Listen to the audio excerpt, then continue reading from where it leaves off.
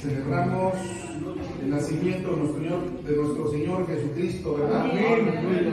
Es un día muy especial. Le doy gracias a Dios por sus vidas, también por esta oportunidad tan maravillosa de poder compartir su palabra. Para muchos, hoy es una temporada para dar muchos regalos, ¿verdad? Para ir, salir a gastar, hacer muchos regalos, para hacer felicitaciones, gente que normalmente no les hablamos, ahí les damos un abrazo, ¿verdad?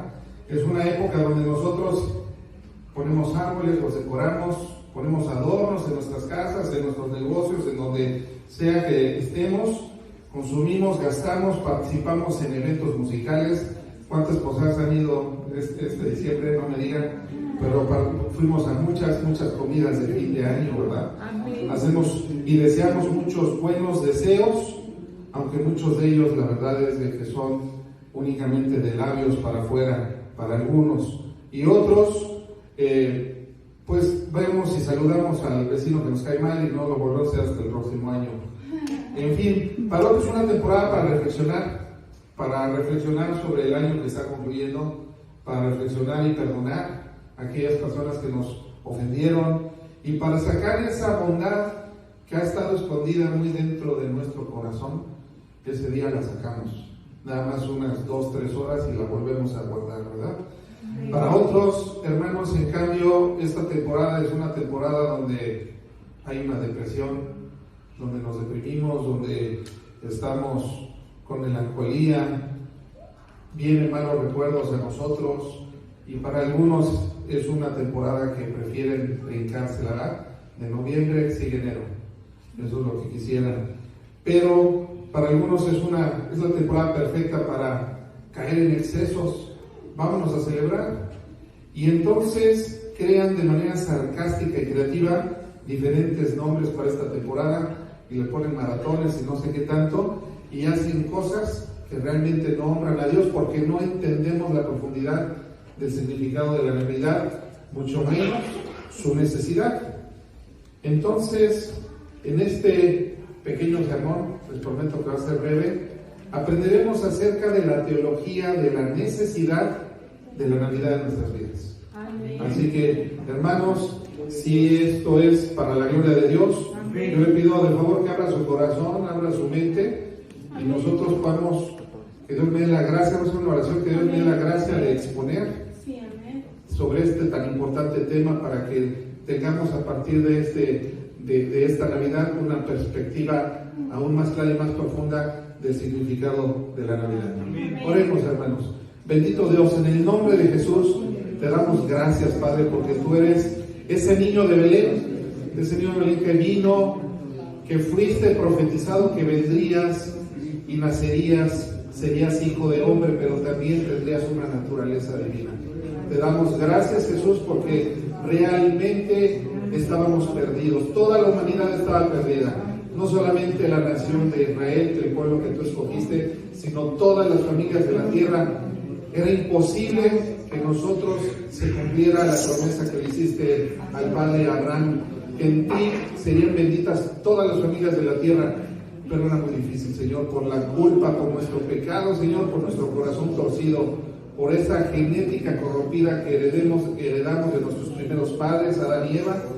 Señor, gracias por venir, gracias por tener cuidado de nosotros, y gracias porque tú eres el fundador de un nuevo pacto. Gracias, Señor. Ponemos este mensaje en tus manos. Abre nuestro corazón, nuestra mente. Toca mis labios, Señor, para que pueda yo expresar con claridad lo que tú pusiste en mi corazón para compartir a mis hermanos. Lo ponemos en tus preciosas manos, en el precioso nombre de Cristo Jesús. Amén. Amén. Muy bien, hermanos. Vamos a abrir nuestras Biblias, aquellos que la tienen. Isaías capítulo 9, versos 6 y 7. Este va a ser nuestro versículo base. Sobre este vamos a exponer el mensaje del día de hoy. Y dice así: esta profecía es del profeta Isaías, fue profetizado aproximadamente 700 años antes de la llegada de nuestro Señor Jesucristo.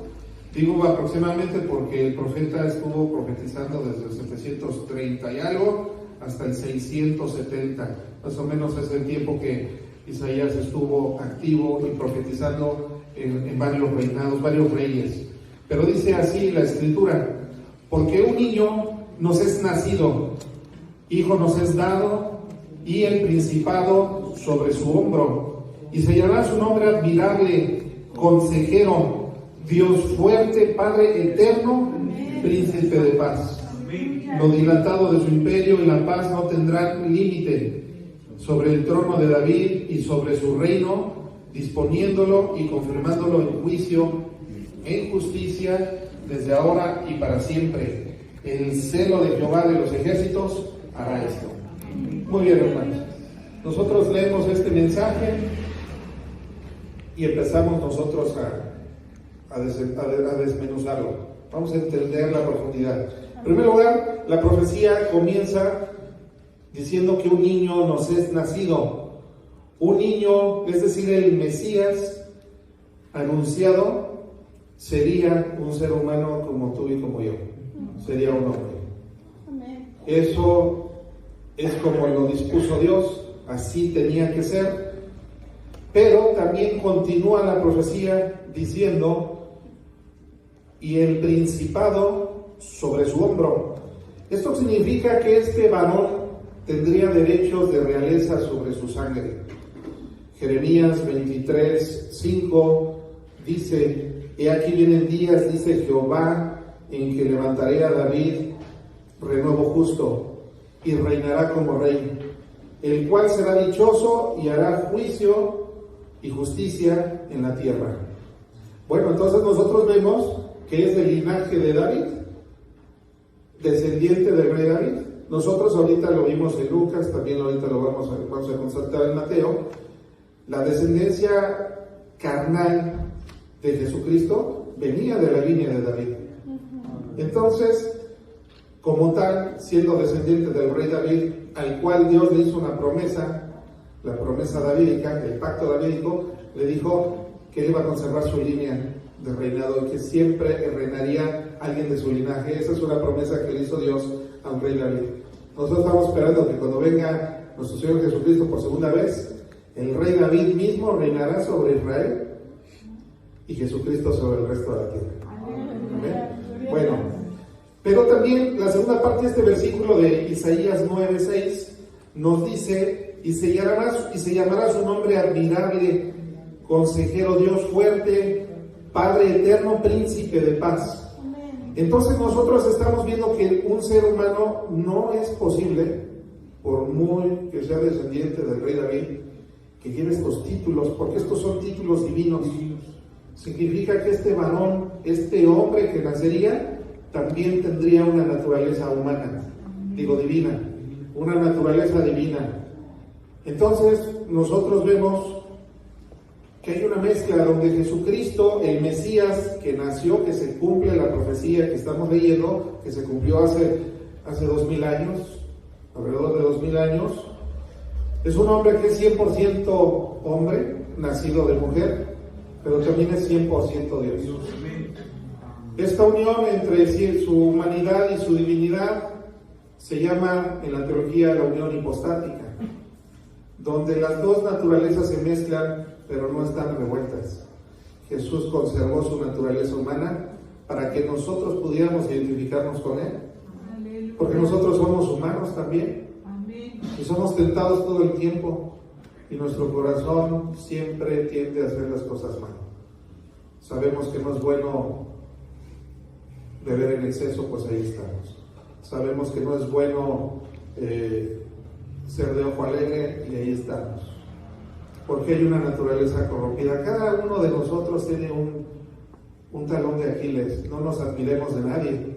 Todos necesitamos de la Navidad. Hay una necesidad. Vamos a continuar.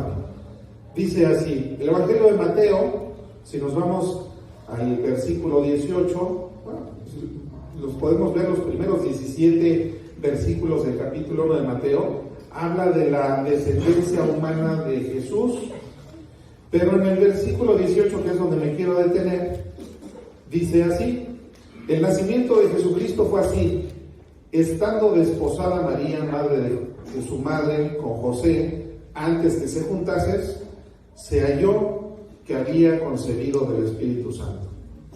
Entonces nosotros vemos que Dios eligió de entre todas las mujeres a Miriam o María, una mujer especial a la cual nosotros respetamos como respetamos a todos estos grandes personajes de la Biblia.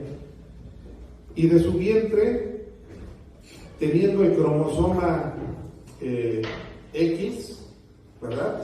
Acuérdense que nosotros los seres humanos somos una mezcla, una unión de dos cromosomas, X y Y, aquí mi hija que me corrija. XX da mujer, XY es un varón. ¿Quién pone el cromosoma X o Y? El varón. La mujer aporta con el cromosoma X. La suma de estos dos cromosomas, hablando de genética, porque nosotros ahorita la ciencia ya avanzó y lo podemos comprender, ¿verdad? Mucho mejor que el profeta Isaías y todos los escritores de las escrituras, nosotros entendemos que entonces fue el Espíritu Santo quien pone la otra mitad del código donde están las instrucciones de cómo es un ser humano, ¿verdad? Que tenemos dos piernas, que tenemos dedos, que somos de cierta estatura, nuestra tez de piel, colores de ojos, todo viene en información genética. María aportó el 50% de ese código genético y es el Espíritu Santo mediante una unión milagrosa que ya ahorita nos decía Vania, ¿verdad? En Lucas, es por medio de la intervención del Espíritu Santo que se completa ese código genético y se empieza a dividir este óvulo fertilizado de manera milagrosa en el vientre de María. Y lo que entendemos aquí dice que estando ella ya estaba desposada. En aquel tiempo la costumbre era que se comprometía la mujer con el hombre o se comprometían entre ellos, pero no se juntaban hasta que llegara el día de la boda. Pero ya era prácticamente su esposa o su esposo. Entonces, cualquier alteración que ella de repente ya le esté echando ojito a alguien más o él a alguien más, ya se considera como adulterio, no sé si ustedes lo sabían. Pero estando ella ya desposada con José, antes que se juntasen, antes de que tuvieran una vida ya matrimonial plena, se halló que había concebido del Espíritu Santo. Entonces, la palabra nacimiento, el nacimiento de Jesucristo, que es como dice este versículo, viene de la misma raíz griega que genealogía del versículo 1 del mismo capítulo de Mateo. La genealogía de Jesús y el nacimiento de Jesucristo, estas dos palabras comparten la misma raíz griega. Por lo tanto, entendemos aquí en Mateo que está dando aquí un relato paralelo de la ascendencia de Jesús, pero esta vez también de parte del Padre Celestial de Jesús. ¿Sí? Ahí es donde vemos esta unión. Después continúa, regresamos a nuestro versículo base y dice de Isaías 9:6, Dios fuerte, empieza con la palabra admirable. Admirable es su nombre, no es un adjetivo. Habla de su persona y habla de su obra. Después viene consejero, porque él posee sabiduría divina para gobernar. Dios fuerte. Todos estos son atributos divinos. Amén. Dios fuerte habla de su atributo divino, de su omnipotencia. Para Jesús no hay imposibles. Si Jesús se propone hacer algo, lo cumple porque lo dice. Jesús no tiene un plan B. Se truena esta bocina, pues tenemos a este. ¿Sí? Jesús no le va a fallar nada. Porque Él es Dios. Él es Dios fuerte y nada lo puede debilitar. Son los atributos que vemos de este varón. Padre eterno, Él es eterno en sí mismo. Por eso celebramos que vino, y aunque sabemos que no nació en estas fechas, celebramos que nació porque Él ya existía. Antes que tomase cuerpo de hombre, Él lo manifestó muchas veces. Antes que Abraham fuese, yo soy. Él estuvo cuando la creación. Él es el autor de la creación. Él es autor de nuestra vida. Él es autor de todo lo que conocemos. Él es el Padre eterno. Entonces celebramos que nació en estas fechas porque es lo que acostumbramos. Hay que celebrar que vino. pero sobre todo hay que celebrar que entendemos el motivo y la teología y la necesidad que nosotros teníamos para que Él viniera. Entonces Él también es llamado como Padre Eterno, es instructor, es un buen Padre, es maestro y es proveedor, es amante, tierno, compasivo, que también es sabio. Príncipe de paz, Él es aquel que por fin traerá paz a este mundo atribulado por el pecado y las obras de Satanás, incluyendo nuestras malas obras. Él es el príncipe de paz. Y después continúa Isaías 9:7 diciendo en el versículo 7, Isaías 9:7, lo dilatado de su imperio y la paz no tendrá límite sobre el trono de David sobre su reino, disponiéndolo y confirmándolo en juicio y en justicia desde ahora y para siempre. El celo de Jehová de los ejércitos hará esto. Entonces nosotros vemos que el reino de Jesucristo es eterno. Pero entonces, ¿cuál es la verdadera importancia del advenimiento del Mesías Salvador que profetizó Isaías en este capítulo 9? ¿Cuál era nuestra condición por la cual urgía que llegara este niño? Bueno, la Biblia nos lo explica para que nosotros entendamos por qué tanta fiesta, ¿verdad? Sabemos que Él es Dios, pero es necesario que conozcamos la historia de lo que estaba sucediendo. ¿Por qué? Porque es la misma historia. Creo que se fue la luz, ¿verdad? ¿Se apagó el micrófono? Bueno, continuamos así, ¿me escuchan? Sí. Ahorita nos recuperan el audio. Nosotros entendemos entonces que había una condición humana que también existía en nosotros, aunque ya nacimos en el siglo XX, XXI, a los más chavitos, pero había una condición en nosotros que nos obligaba a necesitar de un Salvador. Antes de Cristo nuestras vidas era un desastre. Antes de llegar al conocimiento de la revelación de Jesucristo, nuestra confianza estaba puesta en el dinero, en las riquezas, en la felicidad, y muchos predicaban: la vida se tiene que vivir y hay que ser felices porque la vida es una. Pero es una verdad muy triste, porque le falta. Dios no nos hizo diferentes, nos hizo a su imagen y semejanza. No somos como los animalitos, ¿verdad? Que cesan su existencia y se acabó, apagaron el switch. Nosotros tenemos la eternidad en nosotros, y nosotros, siendo teólogos, creyentes o no creyentes, lo sabemos. Y es tan fácil acercarse cuando nos está yendo mal y es una persona que no conoce del Evangelio. Es más fácil para esa persona acercarse a un brujo a que le hagan una limpia, a buscar a Dios en una iglesia cristiana evangélica. Le creen más al diablo que al creador del universo. Y es muy triste, pero es parte de nuestra naturaleza caída. Le creen más al brujo y a las hierbitas y el huevito en la cabeza que una confesión de arrepentimiento genuina y sincera a Dios. Pero es necesario conocer el Evangelio. Es necesario el Evangelio. El inicio del Evangelio se llama Jesucristo. Son las buenas noticias. Entonces nosotros empezamos, echemos un ojo, porque yo quiero que usted y yo nos identifiquemos con la nación de Israel que recién había salido de Egipto, de la esclavitud. Egipto representa el pecado, la opresión, donde no estás atrapado.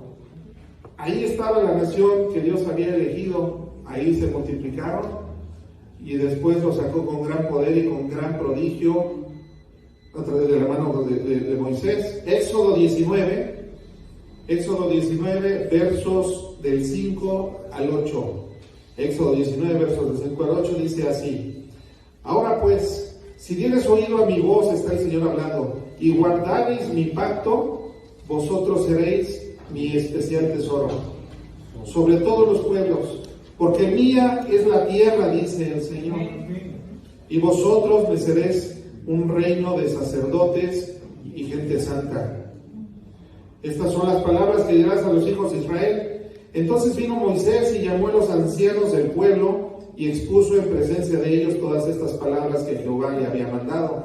Y todo el pueblo respondió a una y dijeron: todo lo que Jehová ha dicho, haremos. Y Moisés refirió a Jehová las palabras del pueblo.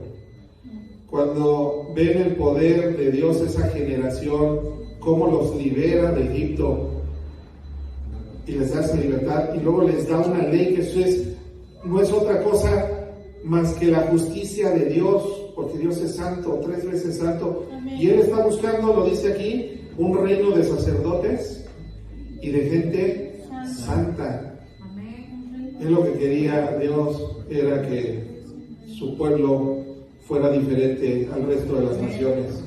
No era un Dios psicópata que mandó a asesinar a pueblos, mujeres, niños y terminar con todos en esa tierra que Él les prometió. Él sabía lo que había en el corazón de esas personas, pero Él quería que su gente fuera diferente. Si tú eres cristiano, tienes que ser diferente, porque Dios exige que seas santo en toda tu manera de vivir. Amén. En la mía también, ¿verdad? Y todos se emocionaron y dijeron, sí, Señor, eso haremos. Eso haremos. Y se fueron de boca. Porque después de eso nosotros empezamos a ver que apenas se tardó Moisés en bajar del Sinaí y ya estaban haciendo un becerro para adorar. Un becerro de oro, incluyendo a Aarón, el hermano de Moisés, que estuvo ahí presente. ¿Saben qué representa eso? Ay, qué gente tan fea. No, qué gente somos tan fea. Porque nosotros somos iguales, no somos diferentes. Es la naturaleza, el ADN corrompido genético en la humanidad. Porque nosotros, Adán fue hecho a semejanza de Dios, pero sus hijos y sus descendientes fueron hechos a imagen y semejanza de ese Adán caído, no de Dios, como lo fue Adán, el primer Adán.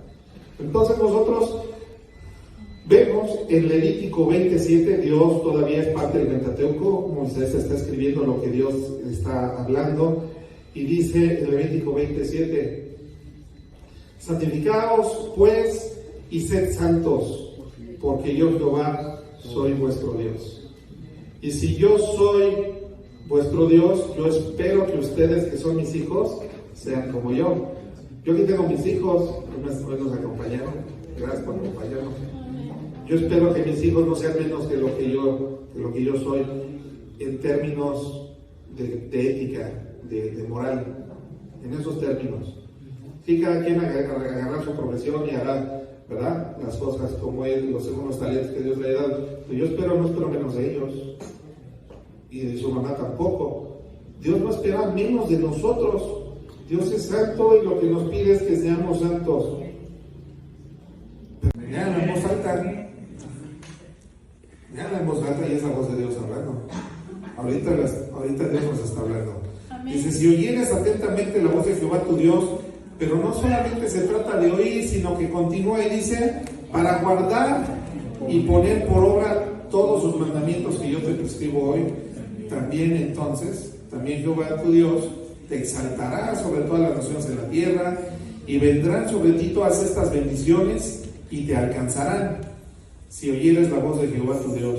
Amén. Pero luego más adelante, en el mismo capítulo, versos 15, dice, pero acontecerá, porque como es una condicional hay dos posibles respuestas, verdadero o falso, ¿verdad? Pero acontecerá que si no oyeres la voz de Jehová tu Dios para procurar cumplir todos sus mandamientos y sus estatutos que yo te intimo hoy, que vendrán a ti todas estas maldiciones y te alcanzarán. Y Dios es todopoderoso. Amén. Y no te vas a poder esconder, ni tú ni yo, de él. ¡Qué barbaridad! Amén. ¿Qué hizo el pueblo? Vimos que los hombres tenían la intención de cumplir la ley que se representa la justicia de Dios en Éxodo 19:8, porque todos dijeron, y todo el pueblo respondió a una y dijeron, todo lo que Jehová ha dicho, haremos. Pero la realidad fue otra. Y constantemente Dios, a lo largo de todo el Antiguo Testamento, les está reprochando su mal comportamiento, y aunque extendía su gran misericordia y compasión, también enviaba juicios e iba limpiando a la nación de las generaciones perversas. Y la nación de Israel se dividió en el reino del norte y en el del sur, y después vino el exilio hacia el norte, hacia los asirios, fueron dispersados, desaparecieron del mapa, ya no hay más memoria de ese reino del norte, que fue exiliado a Siria, pero también los del sur, el reino de Judá, también fue exiliado por Babilonia. Sin embargo, Dios extendió su misericordia y de algunos de ahí que fueron al exilio fueron salvos, y los que se quedaron en Jerusalén fueron destruidos, al igual que el templo que levantó el hijo de David. ¿Quién fue? Salomón.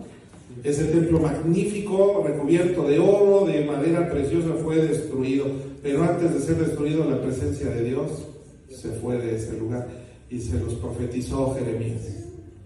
Jeremías se los estuvo diciendo, no le creyeron.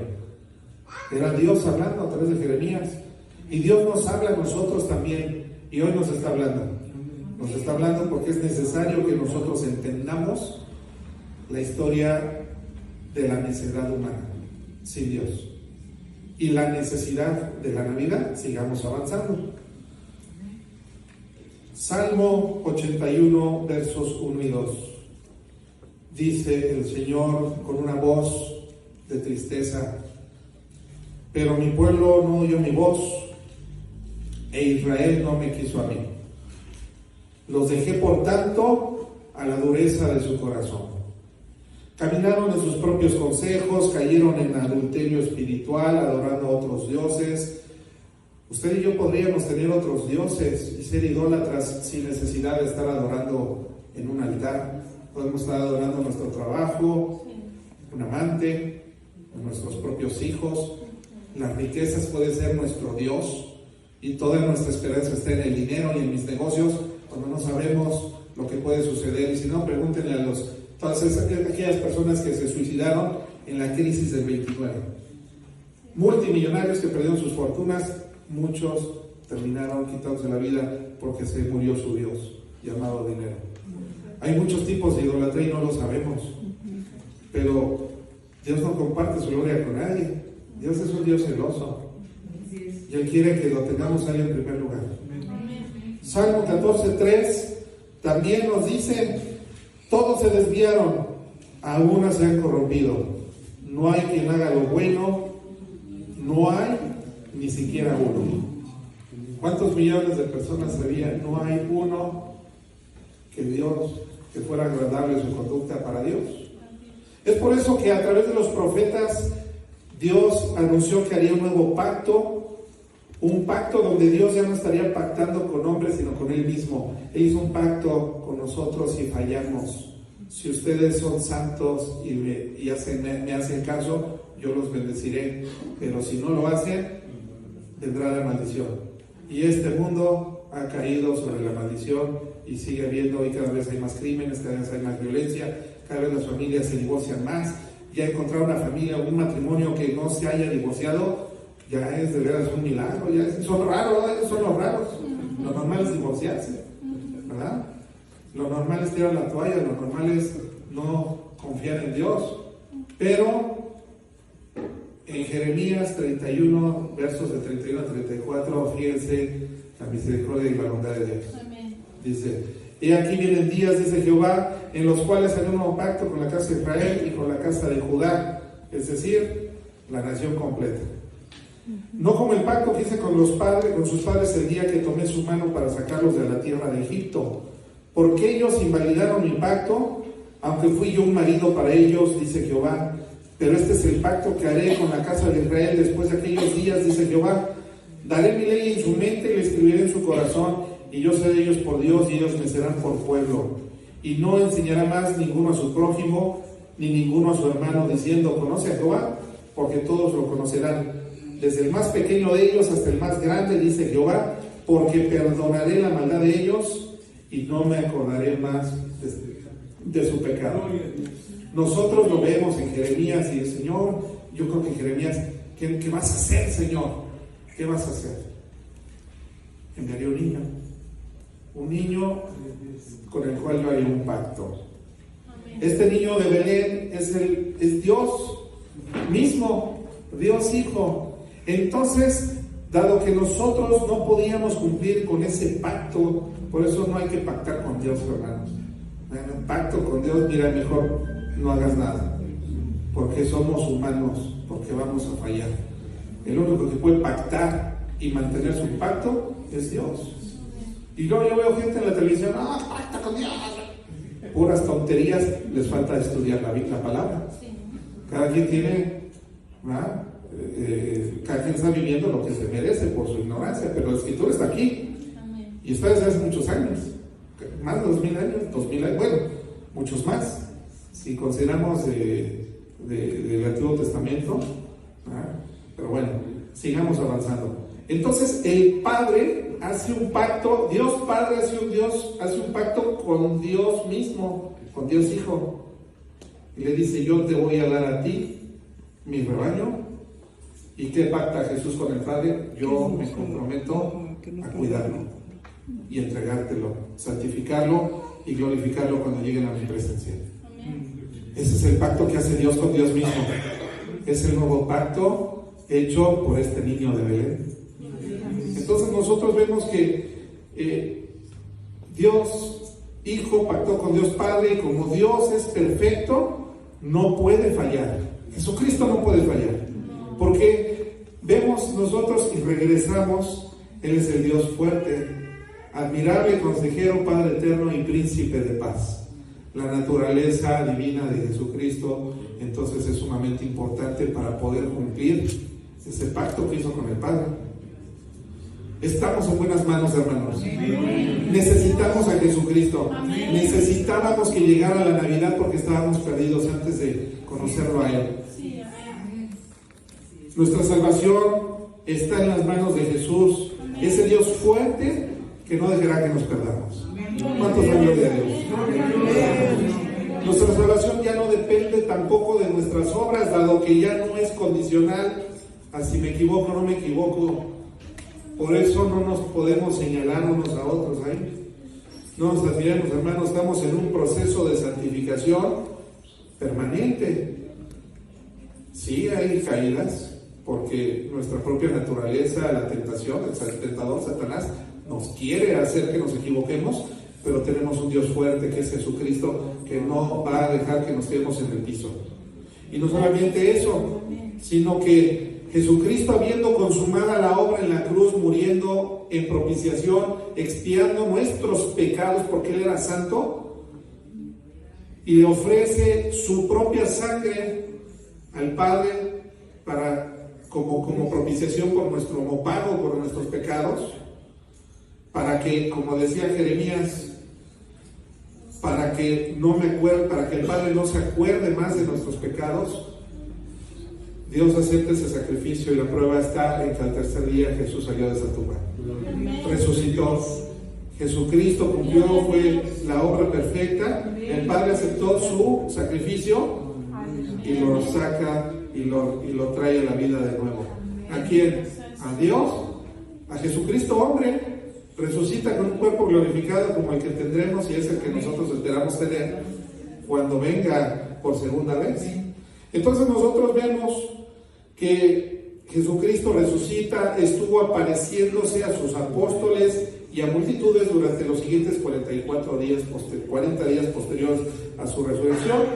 Y luego vemos a Jesucristo en Juan capítulo 17, es un capítulo maravilloso, no lo voy a leer todo por temas de tiempo, pero los primeros 3 versículos dice así: estas cosas habló Jesús levantando los ojos al cielo, porque estaba hablando con el Padre, Dios Hijo hablando con Dios el Padre, y le estaba diciendo: Padre, la hora ha llegado, glorifica a tu Hijo, para que también tu Hijo te glorifique a ti, y pueda yo cumplir con el pacto que hicimos antes de venir, ¿verdad? Como le has dado potestad sobre toda carne, para que dé vida eterna a todos los que le diste, y esta es la vida eterna, que te conozcan a ti, al único Dios verdadero, y a Jesucristo, a quien has enviado. Cumplido del pacto. El verso 12 dice: cuando estaba con ellos, con sus discípulos, con sus apóstoles, cuando estaba con ellos en el mundo, yo los guardaba en tu nombre, a los que me diste. El Dios el Padre le dio a Jesucristo a estas personas para que no las perdieran. ¿Y qué dice Jesucristo? Yo los guardé y ninguno de ellos se perdió.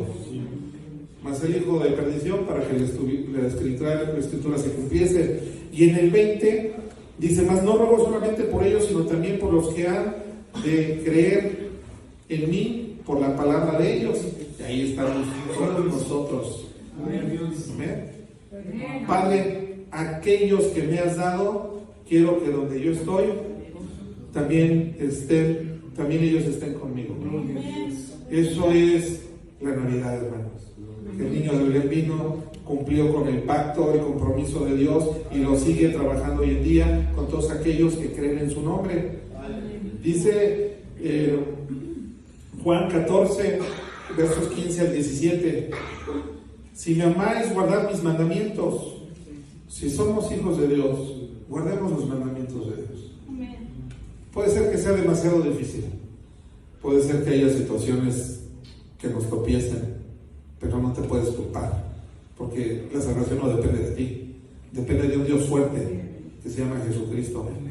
La Biblia nos dice que debemos confesar nuestros pecados, sacudirnos el polvo del azotón que nos dimos y seguir adelante, porque Él ha prometido que terminará la obra en nosotros, que comenzó, hasta que lleguemos a su presencia, donde seremos hechos a la congregación de los santos, dice el libro de Hebreos, hechos perfectos. Seremos perfectos algún día, seremos glorificados como lo fue Jesucristo cuando salió de esa tumba. Y entonces Jeremías, Jesús cumple lo que decía Jeremías 31-34: daré mi ley en su mente y la escribí en su corazón, porque en Juan 14-17 dice, el 16, desde el 16, Juan 14 dice: yo rogaré al Padre y os dará otro consolador para que esté con vosotros para siempre, el Espíritu de verdad, el cual el mundo no puede recibir porque no le ve ni le conoce, mas vosotros le conocéis porque moran con vosotros y estará en vosotros. Entonces lo que profetizó Jeremías 31-34, lo dice: y daré mi ley en su mente y la escribí en su corazón, se cumple, porque ahora ya no es nuestra conciencia, sino es el Espíritu Santo que mora en nosotros, los que hemos creído, lo que nos está acusando y nos está redarguyendo y nos está diciendo: detente, no sigas por ese camino, date la vuelta, confiesa tu pecado y sigue adelante. Sigue adelante, porque esto todavía no se acaba, hay todavía mucho que hacer. Entonces nosotros, ya para ir cerrando, hermanos, este sermón, vemos que Jesucristo tuvo 3 oficios: como profeta, sacerdote y rey. Profeta por cuanto habló solamente las palabras que el Padre quería decirnos. Sacerdote por cuanto ofreció el más excelente sacrificio y fue aceptado por el Padre en esa cruz. Tan fue aceptado que resucitó, no se quedó muerto. Y rey por cuanto reinará por la eternidad. Concluimos pues que la verdadera Navidad y la necesidad de la Navidad es celebrar que el niño de Belén vino ya por primera vez para redimirnos del pecado. Eso ya fue consumado, hecho está, dijo Jesucristo, para que ya no le sirvamos más al pecado. Él nos vino a rescatar de la esclavitud del pecado, el cual antes nos servíamos porque estábamos atados a Él. No sabíamos qué había más allá de pecar, pero cuando viene Jesucristo y cambia nuestro corazón y el Espíritu Santo entra en nosotros, nos da otra perspectiva de la vida. Amén. Sí, amén. Jesucristo ha venido para darnos la libertad, en la cual el apóstol Pablo escribió lo siguiente en Romanos 6, versos 17 y 18: pero gracias a Dios que, aunque erais esclavos del pecado, habéis obedecido de corazón aquella forma de doctrina a la cual fuisteis entregados, y libertados del pecado, vinisteis a ser siervos de la justicia. Ahora somos esclavos de Jesucristo, siervos de Jesucristo. Aleluya, Dios. Para nosotros, los que amamos a Dios, la Navidad es algo que debemos celebrar de manera permanente, no solamente en diciembre, no solamente el 24. Nosotros debemos celebrar la Navidad glorificando a Dios y a nuestro Señor Jesucristo, que es el único que lo merece, con todas nuestras actitudes, con todas nuestras acciones, todos los días de nuestra vida, aún cuando caigamos, aún cuando las cosas no salen como lo planeamos. Aún en esas situaciones tenemos que dar gloria a Dios y levantarnos. Cada vez que amanecemos, damos gracias a Dios por un nuevo día que nos permite vivir. Agradezcamos por esta salvación tan grande que Dios nos envió a través de este niño de Belén, para que en un futuro cercano podamos disfrutar de su gloria, de su presencia por la eternidad. Amén, gloria a Dios.